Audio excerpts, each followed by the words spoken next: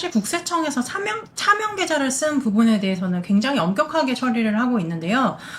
사실 개인 사업자 같은 경우에는 특히나 가족분들의 계좌를 쓰는 경우들이 많이 있어요. 그래서 이런 부분에 있어서는 상당히 좀 주의를 하셔야 될 필요가 있습니다. 예. 그렇다면 일단 차명 계좌 사용은 제3자 타인에 의해서 신고에 의한 경우가 많은데, 이렇게 타인에 의해서 차명 계좌 사용한다는 부분이 신고가 되게 되면 국세청에서는 이제 그 신고가 된 계좌, 그 계좌를 열어볼 수 있는, 조회해 볼 수 있는 권한이 생기는 거죠.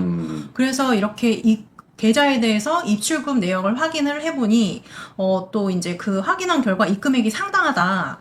그런데 그 사업자는 또 매출을 신고한 게 상당히 적다. 그러면은 추정을 할 수 있는 거죠. 이 입금된 금액이 대부분은 매출이고 또 신고가 누락됐다. 이렇게 추정을 할 수 있다 보니까 그 이후에 세무조사로 선정이 된다든지 아니면 과세자료 해명 안내문을 보낸다든지 그렇게 해서 이제 확인하는 절차를 걷게 되는 거죠.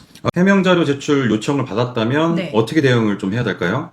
네, 일단은 중요한 부분은 근거 없이 소명을 하는 부분을 피하셔야 됩니다.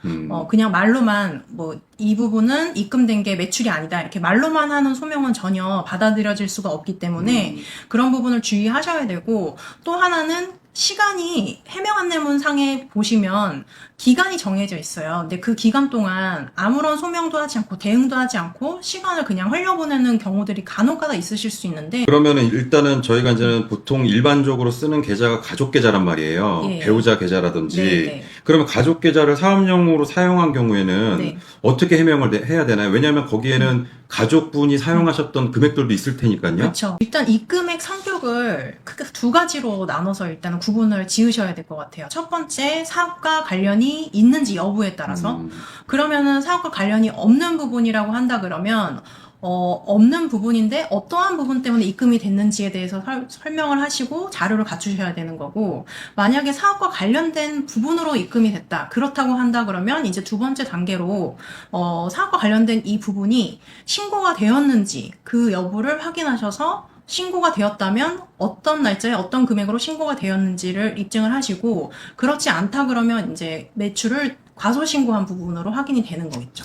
근데 이제는 업종에 따라서는 네. 현금 거래가 사실 업종 특성상 현금성 거래가 많이 발생할 수밖에 없는 업종들이 있어요.